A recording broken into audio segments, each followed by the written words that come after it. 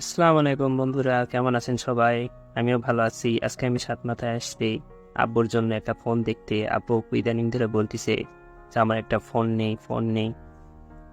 আগের ফোনটা খুব নষ্ট, খুব স্লো চলে, কোনো কিছু করা যায় না। বাসায় একটি মাত্র ফোন আছে, আব্বু চলায়, ইদানিং ধরে চলাইতে পারতেছে না। তো আব্বুর জন্য একটা ফোন দেখতে গেছিলাম। তো ভাবলাম স্যামসাং এ যাই, যেহেতু লং লাস্টিং করে স্যামসাং, তাই স্যামসাং এ দেখতে আসছিলাম। এসে দেখি অনেক ফোন। আমি যেহেতু ওয়ানপ্লাস ইউজ করি, আমি কখনো স্যামসাং এক্সপিরিয়েন্স করিনি যে কীরকম, তাই আমি অতটা বুঝতেছিও না কোন ফোন কীরকম হবে। আমি শুধু প্রসেসর, ক্যামেরা, সেন্সর এগুলো দেখতেছি। তারপর সব ফোন একটু টিপে দেখলাম। এগুলো, এই ফোনটা ছিল 21,999 টাকা। এই ফোনটি ছিল সেম প্রাইজে আশেপাশে। এগুলো ছিল 14,899 টাকা। গ্যালাক্সি A04 এই ফোনটা দেখতেছিলাম। এটি একটি 5G ফোন, 33,499 F23।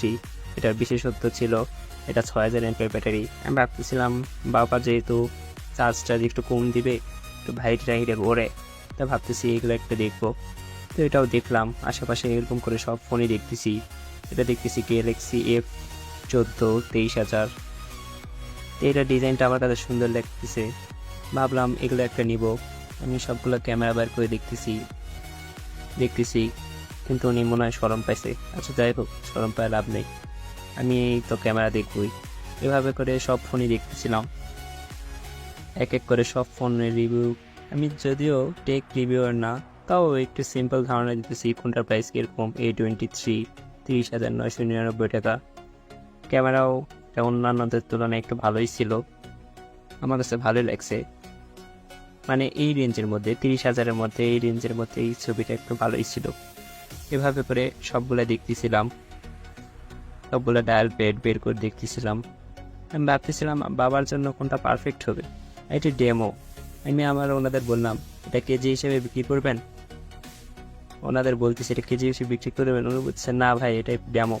বলছে ডেমোটা কি হয়েছে, গিফট হিসেবে প্র্যাঙ্ক করা যায় তো। তারপর একটু হাই রেঞ্জ আসলাম, 60,000 টাকার ফোন এটি। একটু ক্যামেরা তো ভালো হবেই। তো এভাবে সব ক্যামেরায় দেখতেছি, 60,000 টাকার ফোন, ফোনে কি আছে, প্রসেসর কি। তো দেখলাম না ভালোই। স্যামসাং বলতে লং লাস্টিং একটি ফোন। এটার মধ্যে এটি ফোন হচ্ছে এখানকার মধ্যে সবচেয়ে হাই রেঞ্জের মধ্যে। এই ফোনটার দাম প্রায় 90,000 টাকার আশেপাশে ছিল। এই ফোনটার ক্যামেরাটা অনেক জোস ছিল, ক্যামেরাটা দেখতেছিলাম। তারপর দেখি কোনো কাস্টমার ক্যামেরা, সেন্সর এবার সব উল্টাপাল্টা করে দিয়ে গেছে। তাও দেখতেছিলাম কোন ফোনটা ভালো। এভাবে সব দেখে কি বুঝবো। তারপর এখানে একটা ট্যাব ছিল, আমি ট্যাবটাও দেখতেছিলাম।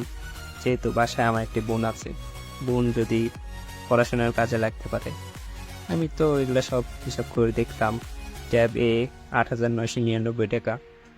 ট্যাবটাই বাসার জন্য পারফেক্ট হবে, বাসায় একটি ট্যাবে দরকার। সো আমি একটু ঘুরে সবগুলো দেখে আসলাম। পরে যদি বাবা কিছু টাকা পাঠায়, তাহলে বাবাকে এটা কিনে দেব। বাসায় ট্যাবের খুব প্রয়োজন, তাই এই ট্যাবের এগুলো সব দেখে নিচ্ছি কোনটা কীরকম। এভাবে এই ট্যাব দেখে, মোবাইল দেখে আজকে দিনটা শেষ করলাম।